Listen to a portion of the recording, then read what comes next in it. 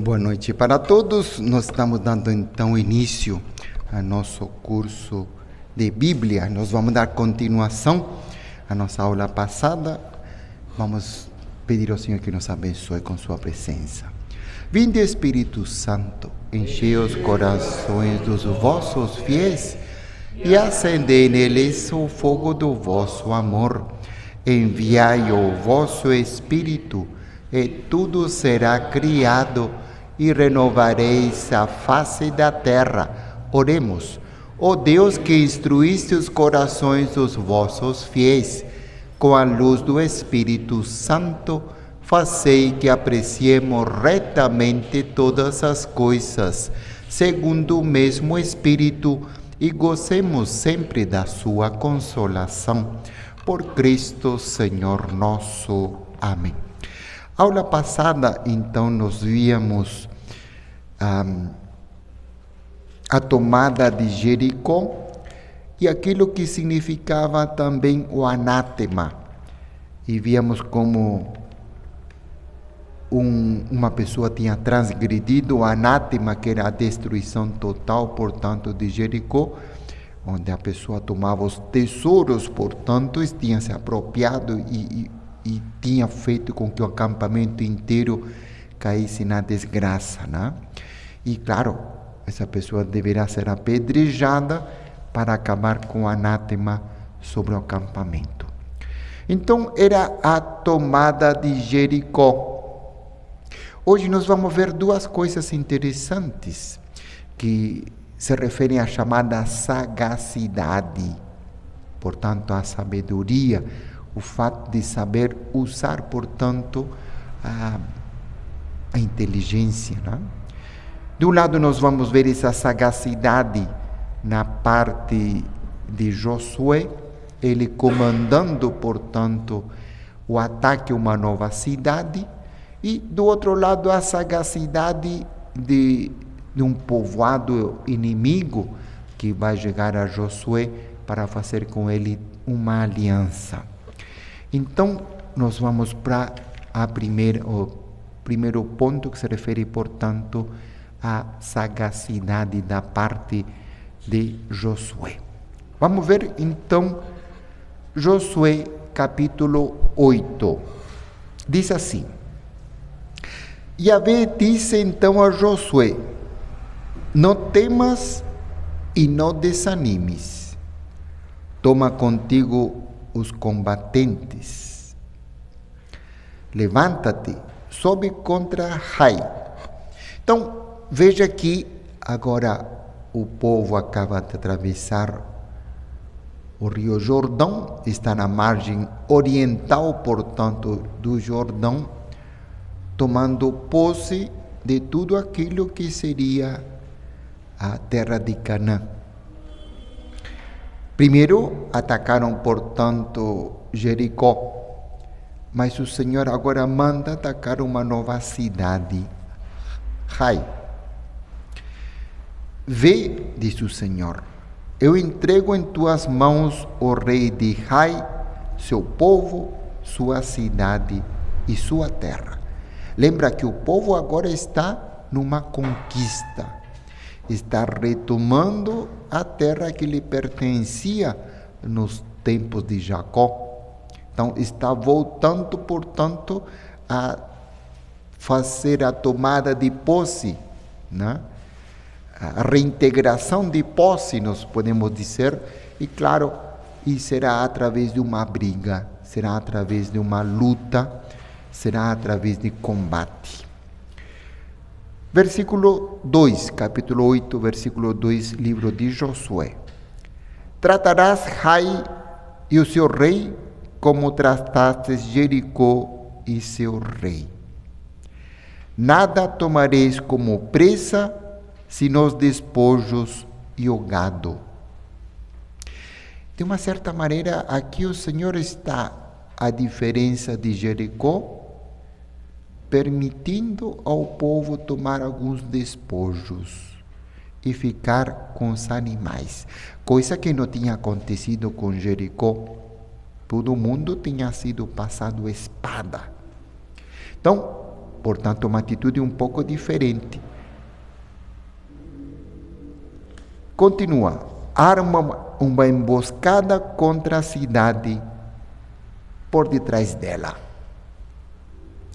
Então, veja que o Senhor está já mostrando a Josué uma estratégia. Vocês vão agir da seguinte maneira, disse o Senhor, através de uma emboscada. Uma emboscada que significa, portanto, planejar um ataque, uma estratégia no qual o povo de Ai se sinta vencedor. Vamos ver em que consiste. Levantou-se Josué com todos os combatentes para subir contra Ai. Josué escolheu 30.000 homens valentes e os fez partir de noite. O ataque, em geral, muitas vezes se faz à noite. Deslocamento de soldados, combatentes, para não chamar a atenção e para não ser descoberto o número, portanto, se faz sempre à noite, deslocamento. Versículo 4, dando-lhes esta ordem: atenção, armareis uma emboscada contra a cidade, por detrás dela, sem vos distanciardes muito da cidade, e ficai de prontidão. Ele está seguindo as ordens que o Senhor lhe dera, ou emboscada por detrás. Quer dizer, esses homens vão ficar escondidos, atrincheirados, por trás da cidade. E ele continua, versículo 5. Eu, porém, e toda a gente que me acompanha, nos aproximaremos da cidade. E quando o povo de Ai sair contra nós, como da primeira vez, fugiremos diante deles. Então, ele vai atacar pela frente, só que com um número reduzido. Atacando pela frente, o que o povo vai fazer? Como um contingente reduzido da parte de Josué, vão correr atrás. Versículo 6. Então eles nos seguirão e nós os atrairemos para longe da cidade, pois dirão: fogem diante de nós como da primeira vez. Ele fala aqui de uma primeira vez,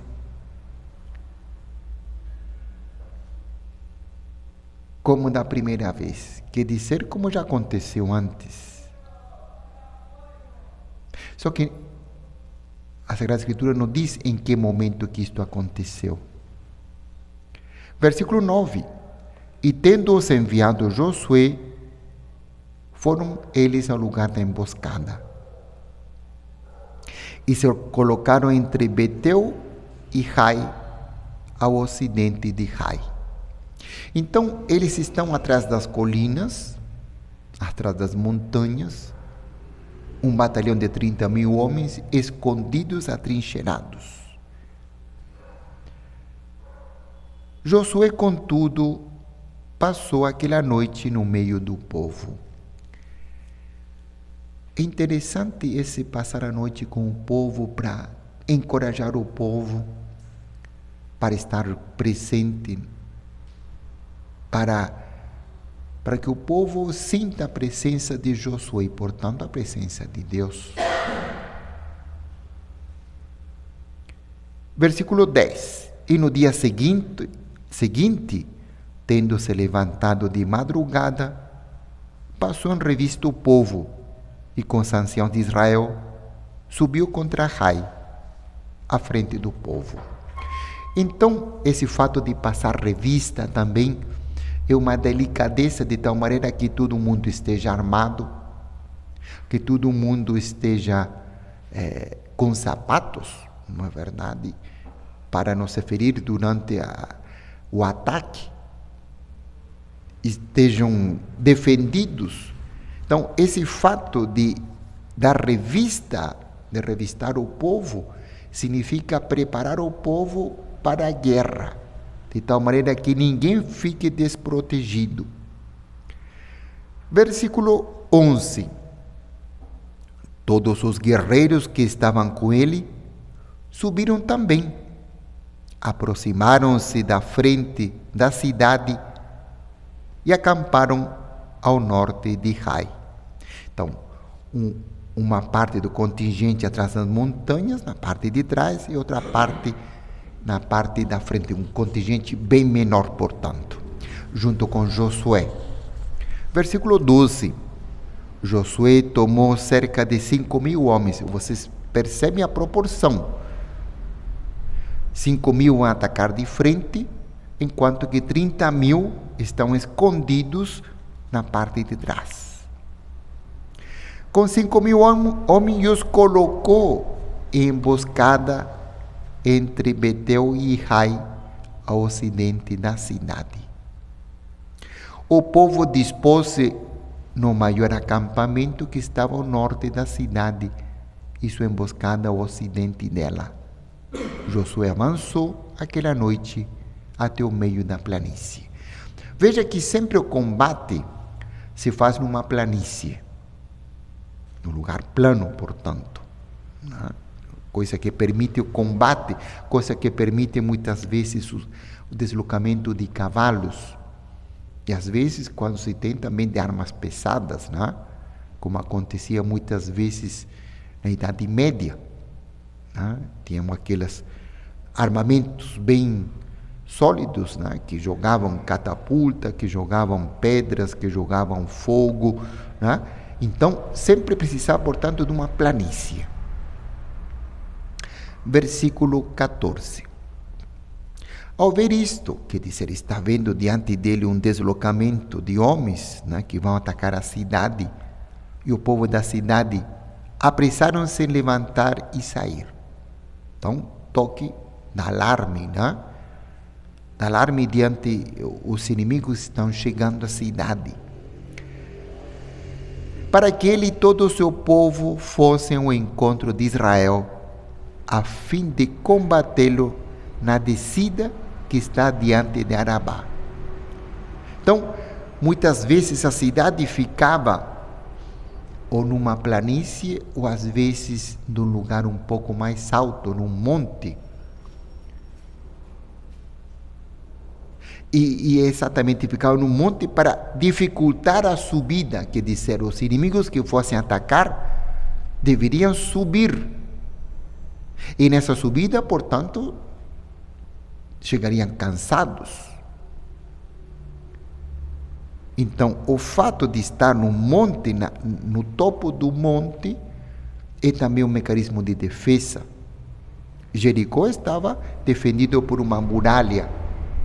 Ao parecer, Hai estava defendido pelo fato de estar no topo de uma montanha. Então, eles estão descendo para atacar. E na descida são mais fortes daqueles que estão subindo. Tem a força de inércia, não é? Na descida. Mas não sabia que havia uma emboscada armada contra ele atrás da cidade. O que o rei está vendo na sua frente são esse exército de 5.000 homens. E ele pensa, eu posso combater e vencer esses homens que estão vindo diante de mim. Versículo 15. Josué e todo Israel fingiram-se derrotados por eles e fugiram pelo caminho do deserto. Então, quando começa a atacar, vêm os outros, né? Eles recuam. Começa a descer a montanha e começa a fugir. Veja que tudo que é um estratagema, portanto, tudo está planejado. Diz, fingindo-se derrotados. Quer dizer, A intenção era atraí-los e fazê-los descer da cidade. Veja que interessante, versículo 16, diz assim: todo o povo que se achava na cidade saiu em perseguição deles, com grandes brados, com grandes gritos. Então, deixaram a cidade praticamente deserta. Todo mundo para garantir a vitória. Quanto mais, portanto, gente atacando, homens, mulheres, crianças, não é? Atacando o inimigo que está fugindo, mais chance tinham de ganhar. Diz: assim, ao perseguirem Josué, afastaram-se da cidade. Interessante. A cidade ficou desprotegida na parte de trás. Versículo 17. Não ficou nem sequer um só homem em Ai, que não saísse em perseguição de Israel. Deixaram a cidade aberta e perseguiram Israel. Quando nós pensamos em cidade aberta, nós devemos pensar nos portões, né? Então, se é uma cidade amuralhada, como é o caso de Jericó, talvez essa cidade também deveria ter uma muralha, talvez não tão forte como Jericó, mas a questão que nessa debandada para perseguir o povo de Israel, ladeira abaixo, né? Todos os homens correm, porque o rei deve ter mandado: não fique ninguém aqui, vamos acabar com o povo de Israel. Versículo 18.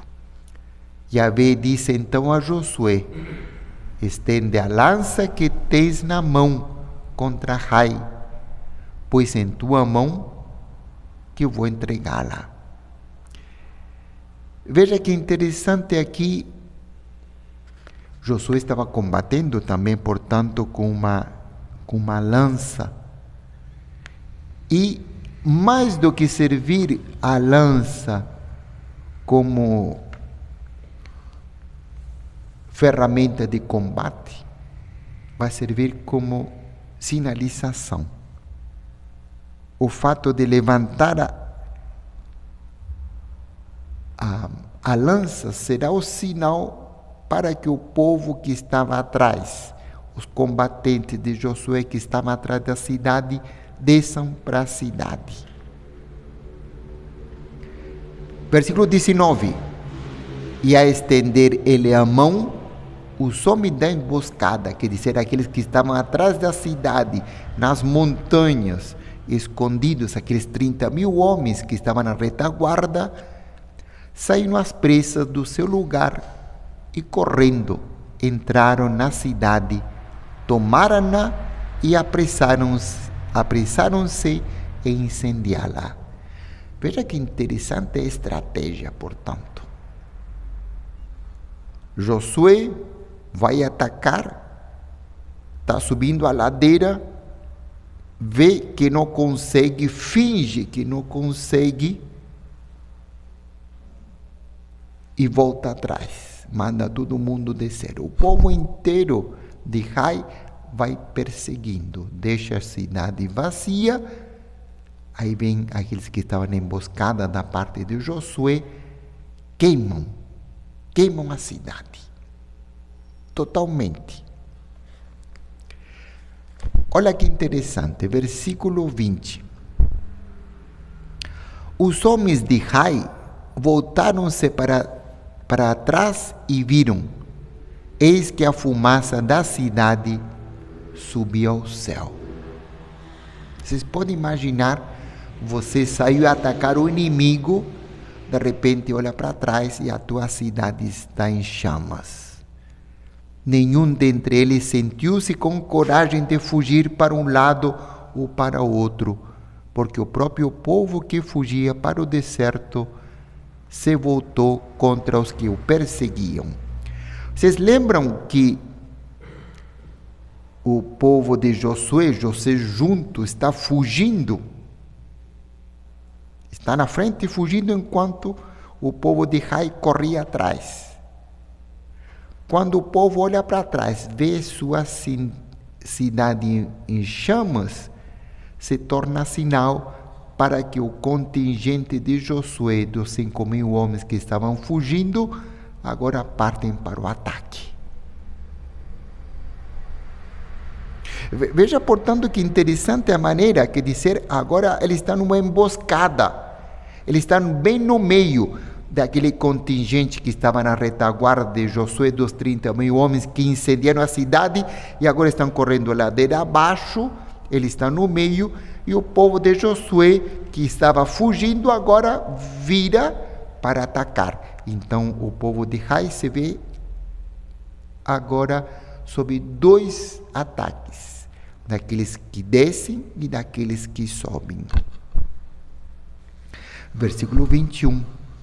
Vendo que os homens da emboscada haviam tomado a cidade e que a fumaça subia da cidade, Josué e todo Israel voltaram-se a atacar os homens de Ai. Estava tudo premeditado, tudo pensado. Era isso que queria Josué, atraí-los para fora da cidade, fingindo que estavam derrotados, para que os outros homens por trás atacassem em forma de emboscada. Versículo 22. Contra este saíram os outros da cidade, de sorte que os homens de Ai ficaram no meio dos filhos de Israel, estando uns de lado e outros do outro lado. Claro, aqueles que estavam na cidade descendo e aqueles que estavam com Josué subindo. Então, um ataque dos dois lados. Não tem onde fugir. É uma emboscada muito bem planejada. E estes desbarataram de tal modo que não restou nenhum sobrevivente nem fugitivo. Lembra que falava do chamado anátema. No anátema, ninguém, numa guerra santa, ninguém sobrevive. Não existem sobreviventes. Nem existem homens que vão ser escravizados. Não. Todo mundo é morto, é passado a fio de espada, portanto. É o chamado anátema, a extinção total, não?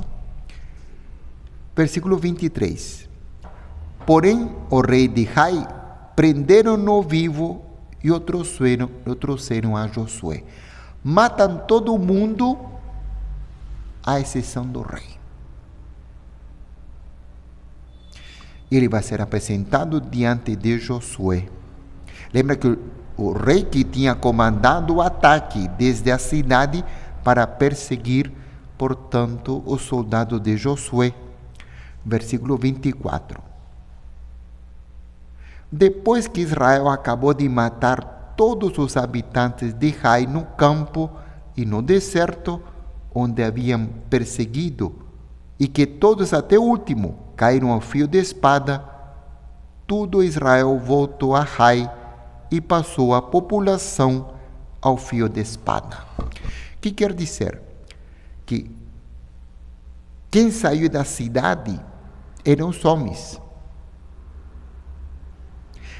O rei manda descer todo mundo, todos os homens, ir lutar contra Josué. Ficaram habitantes lá, velhos, mulheres, crianças. O que nos diz exatamente a Sagrada Escritura? Que todo mundo vai ser morto. Anátema. Anátema sit, seja anátema, né? Seja afastado, seja, portanto, liquidado, seja, né, exterminado. Versículo 25. A totalidade dos que morreram naquele dia, tanto homens como mulheres, foi de 12.000, todos habitantes de Ai. Então, se vocês forem fazer uma conta, os soldados de Josué eram 35.000, 30.000 na retaguarda e 5.000 na frente. Então, um exército bem maior. Mas o que é interessante é que a estratégia que Josué faz de atacar nessa maneira de emboscada, faz que o número de mortos da parte de Israel seja o mínimo, porque foi bem planejado. Agora não. Em Hai morrem todo mundo, os 12.000 habitantes. Versículo 26, olha que interessante. Josué não retirou a mão que estendera com a lança, até que tivesse dedicado a anátema todos os habitantes de Hai. Quer dizer, Josué não apenas levantou a lança para que o povo voltasse, o povo da retaguarda atacasse Hai, e que o povo que estava com ele voltasse para atacar, estavam fugindo, voltasse para atacar os habitantes que desciam. O que está dizendo esse versículo? Que durante todo esse momento em que Josué está estendendo a mão, está com a lança na mão em alto, o povo vence. Vocês lembram daquela passagem também, quando Moisés acontece a mesma coisa? Vai precisar atacar o povo, dos primeiros povos, e estando do seu lado, ele precisa estar numa montanha e ele está com as mãos estendidas. Enquanto ele está com as mãos estendidas, o povo de Israel está vencendo a batalha. Depois de um tempo, vocês podem imaginar, Moisés cansa e vai baixando os braços. Quando abaixava os braços, eram os inimigos que venciam. Então vai vir Ur para segurar um braço e do outro lado Josué, para que ele continuasse tendo os braços erguidos. Enquanto seus braços estavam erguidos, ele vencia a batalha. Se vocês percebem bem, exatamente o que está acontecendo com Josué neste momento. Ele aprendeu de Moisés. O fato dele ter os braços erguidos é que ele vai ter, portanto, o poder de Deus ao seu lado. Enquanto ele tiver a lança erguida, ele vai ter o poder de Deus do seu lado. Ele não está combatendo. Ele não está lutando. Ele não está usando sua lança para matar. Está usando sua lança para pedir a intercessão de Deus. Ele, portanto, é intercessor durante esse anátema.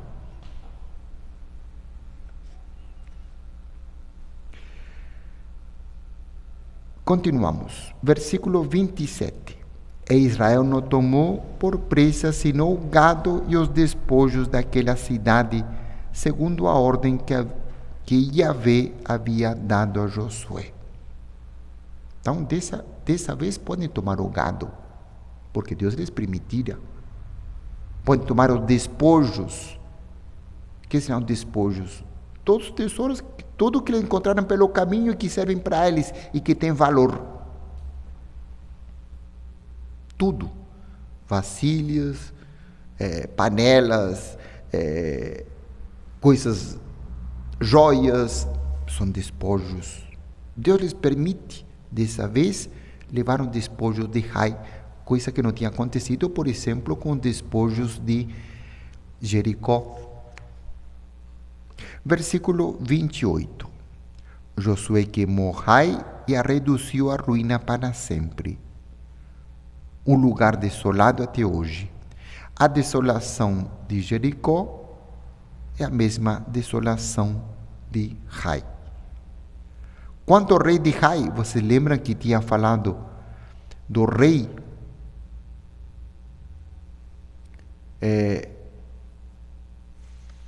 Logo antes aqui no versículo, o povo tinha trazido, no versículo 27, diz, porém o rei prenderam-o vivo e o trouxeram a Josué. Aqui, no versículo 23 não falava isto, né? No versículo 28 dá um desfecho. Versículo 29, aliás. Quanto o rei de Ai enforcou numa árvore e ali ficou até a tarde, ao pôr do sol. Josué ordenou que o tirassem da árvore o seu cadáver. Lançaram-no em seguida à entrada da porta da cidade e levantaram sobre ele um grande monte de pedras que permanece até hoje. Lembra esse monte de pedras que nós víamos também quando aniquilam a pedradas, né? Aquele homem que tinha cometido o anátema? Voltando, capítulo 7, versículo 25. Disse Josué, por que trouxeste desgraça sobre nós? E todo Israel o apedrejou e o cobriu de pedras. Então, um monumento que se faz, portanto, uma pessoa apedrejada às suas próprias pedras, estão testemunhando sua derrota. Estão testemunhando, portanto, a sua ruína. Interessante também é que, diferente do povo que foi passado espada, o rei, ele vai ser enforcado. E ele é enforcado até o pôr do sol. Enforcado numa árvore, nos diz aqui. E exatamente é uma maneira que se dá a morte do inimigo, que era para mostrar infâmia.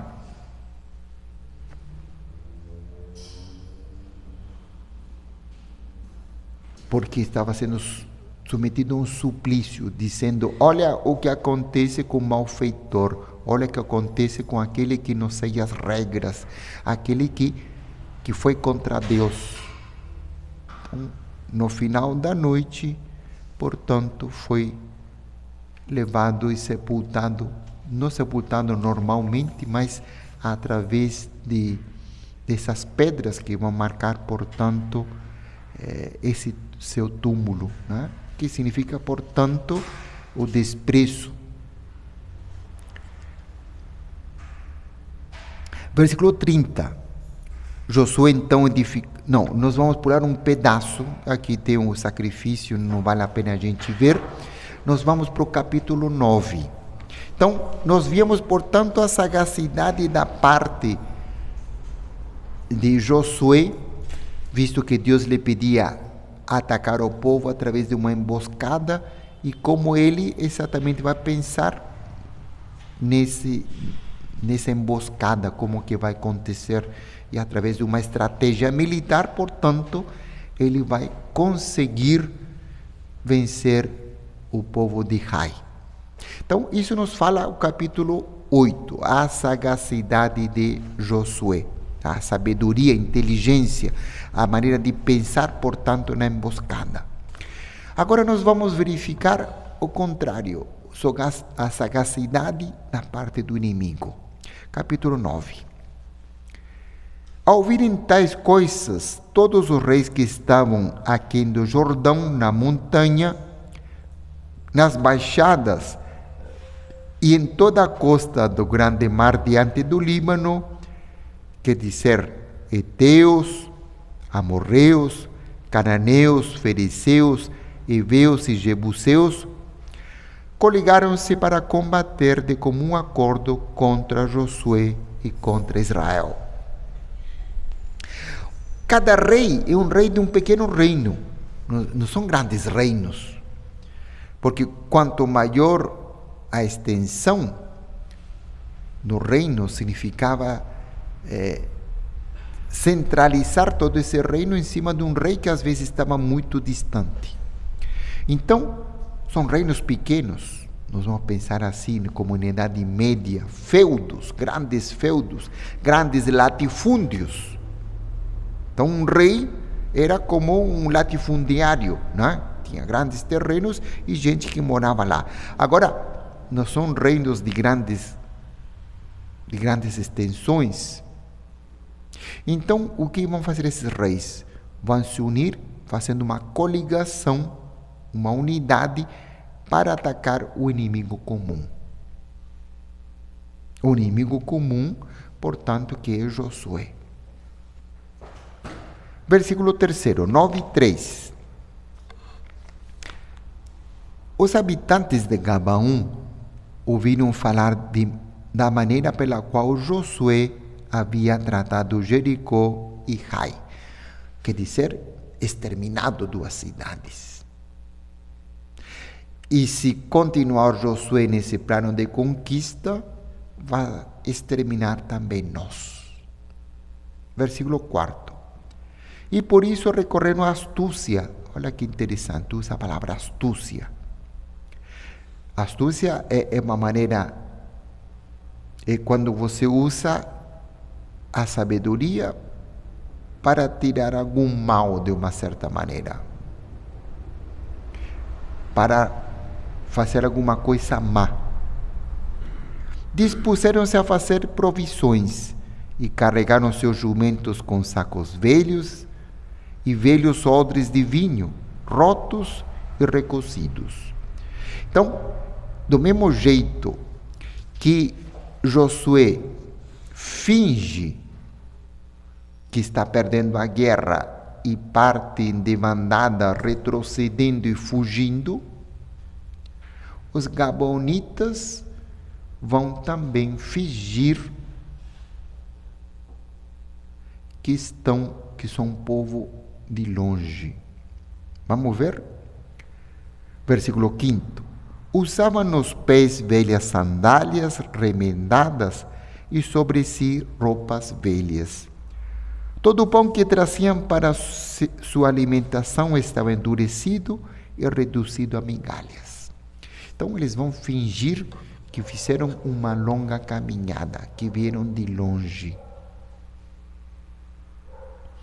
Foram ter com Josué no acampamento de Gilgal e disseram-lhe, bem como os homens de Israel: viemos de um país distante, fazei, pois, aliança conosco.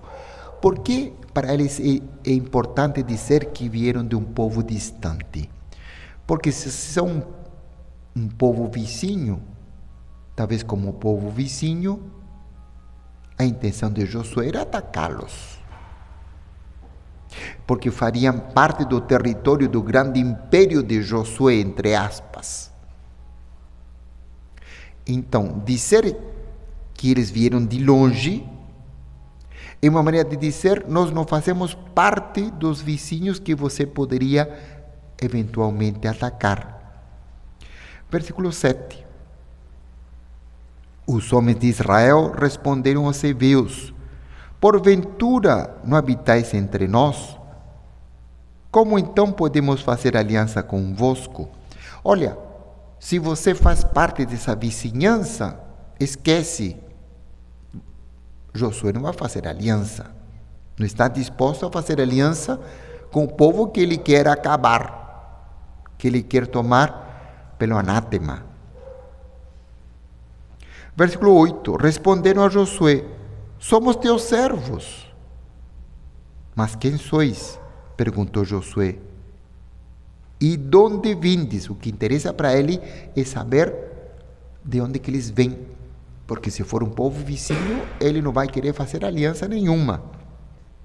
Responderam: teus servos vêm de um país muito distante.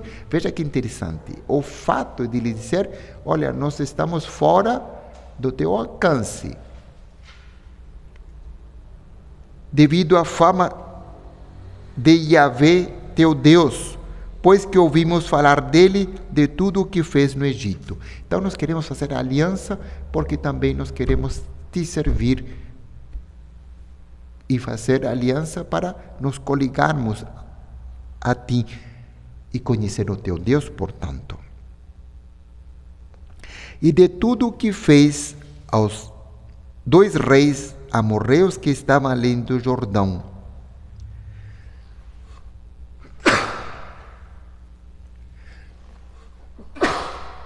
Desculpe. Aos reis Og, rei de Bassã, que habitava em Astarote. Então, quer dizer, aqui não fala de outros reis, Og e Magog, que são citados em outros lugares da Bíblia, e que deveria falar, por exemplo, de Rai e de Jericó, que também deve ter chegado para eles, mas para eles interessa falar daqueles reis que estão mais perto deles, né? Os reis amorreus, portanto. Versículo 11. Então os nossos anciãos e todos os habitantes do nosso país nos disseram: tomai provisões para a viagem, e do encontro deles e dizei: somos teus servos, fazei aliança conosco. Olha a maneira pela qual eles querem mostrar que viram de longe. Versículo 12. Eis o nosso pão, estava quente quando tomamos como provisão nas nossas casas, no dia em que partimos para vos encontrar, e agora eis que está endurecido e reduzido a farelos. Quer dizer, essa era a artimanha da parte deles. Levar pão duro, pão velho, sacos velhos, para dizer: nós fizemos vários dias de caminhada, semanas. Quer dizer, nós estamos realmente fora do alcance de vocês. Nosso país é distante. Versículo 13. Estes odres de vinho eram inteiramente novos quando os enchemos, e eis que estão rotos. As nossas sandálias e as nossas roupas é que estão desgastadas devido à longa jornada. Então, o que eles querem mostrar, nós viemos de longe. Nós viemos de longe e o pão nosso endureceu, as sandálias ficaram velhas, os odres se quebraram. Versículo 14. Os principais, os governantes, tomaram então das provisões deles e não consultaram o oráculo de Yahvé. Josué fez com eles a paz e selou com eles a aliança para que tivessem a vida salva. E os principais da comunidade prestaram-lhe juramento. Que juramento será este? Um juramento de paz. Dizendo: tá, vocês vieram em paz, vocês vieram de longe, nós vamos respeitar a vossa vida, nós vamos respeitar as vossas cidades, nós vamos respeitar os seus habitantes. Essa é a coligação, esse é o pacto. Versículo 16. Aconteceu que 3 dias depois de fazerem a aliança com eles, descobriram que era um povo vizinho que vivia no meio de Israel. Quer dizer, no meio de Israel, para dizer, fazia fronteira, limites. Estavam logo depois. Versículo 17. Os filhos de Israel partiram do acampamento e chegaram às suas cidades ao 3º dia. Apenas 3 dias de caminhada, hein? As suas cidades eram Gabaon, Cafira, Berot e Cariat Yarim. São 4 cidades, portanto, que faziam parte daquela região. Versículo 18. Os filhos de Israel nos atacaram, visto que os principais da comunidade prestaram-lhe juramento por Yahvé, Deus de Israel. Porém, toda a comunidade murmurou contra os chefes. Quer dizer, o povo de Israel foi enganado. Josué também junto. Disseram que eram de longe, tinham feito caminhada para ficar as sandálias dessa maneira, os odres quebrados e o pão de semanas, quando era uma caminhada de apenas 3 dias. Vamos ver o que vai acontecer, portanto. Versículo 19. Então todos os principais disseram a toda a comunidade: nós lhes juramos por Yahvé, Deus de Israel, e portanto não podemos tocar neles. Isto é o que lhe faremos. Deixai-lhes. Não vamos atacar, fizemos um juramento. Deixai-lhes a vida salva, para que não venha sobre nós a ira devido ao juramento que lhe prestamos. Nós não podemos ir contra a aliança que nós fizemos, um juramento. Juramos por Yahvé de não atacar. Mesmo se foram enganados, hein? Versículo 21. Os principais disseram, sempre os principais são aqueles mais anciãos que deliberam junto com Josué. Seriam como os conselheiros que o Josué tem em torno para tomar alguma atitude. Os conselheiros, os principais. Os principais disseram que vivam, mas que sejam rachadores de lenha e carregadores de água para toda a comunidade. Tá bom, já que nos enganaram, que nos sirvam. Em que? Em funções difíceis. Carregar lenha e água. Lenha para o fogão e água para beber. Falaram-lhes, pois, assim os principais. Quer dizer, vai ser um povo que não vai prosperar muito. Se torna um povo serviçal. Versículo 22. Josué convocou os Gabaonitas e disse-lhes: por que nos enganastes dizendo estamos muito distante de vós, quando habitais em nosso meio? Usaram do engano. É isso que está dizendo Josué.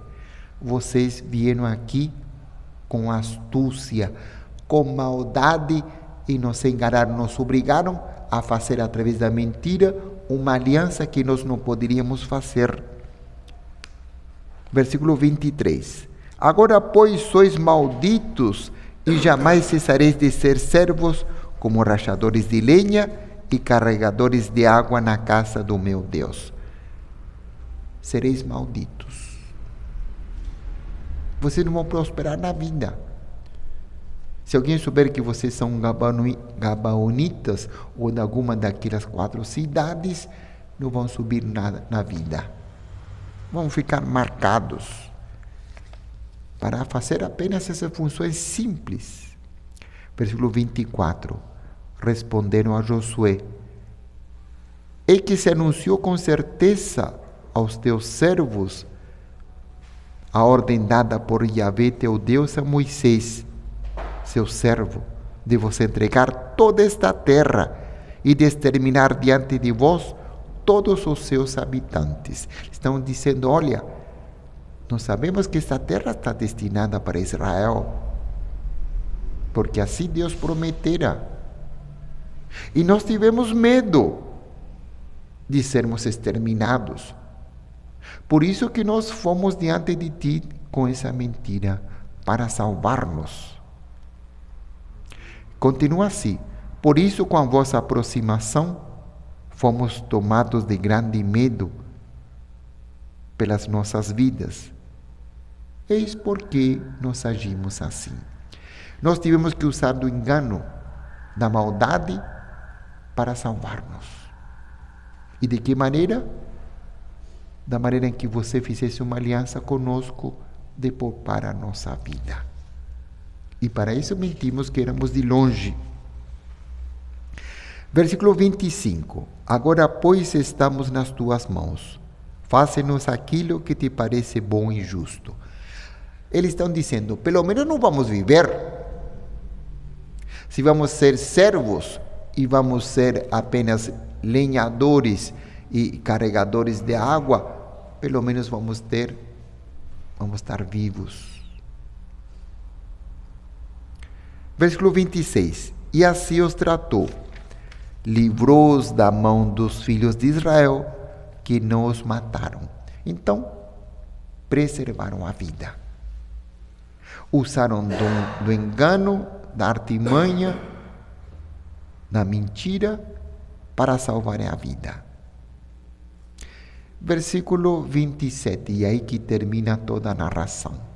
Naquele dia, Josué os colocou como rachadores de lenha e carregadores de água para o serviço da comunidade e do altar de Yahvé, até o dia de hoje, no lugar que ele escolhesse.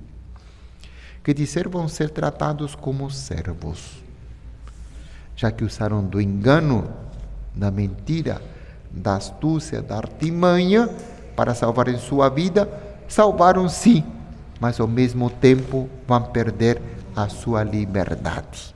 Então, veja, portanto, que hoje a Escritura Santa nos trata da maneira como a sagacidade também faz parte do homem. E de um lado nós víamos essa sagacidade da parte de Josué para criar uma emboscada e atacar Ai.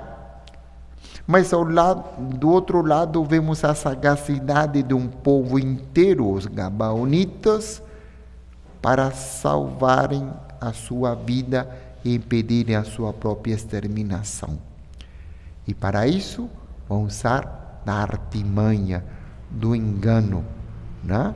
E vão criar toda essa atmosfera, dizendo a Josué, se apresentando diante de Josué como habitantes de longínquo, de longe, para que não fossem exterminados.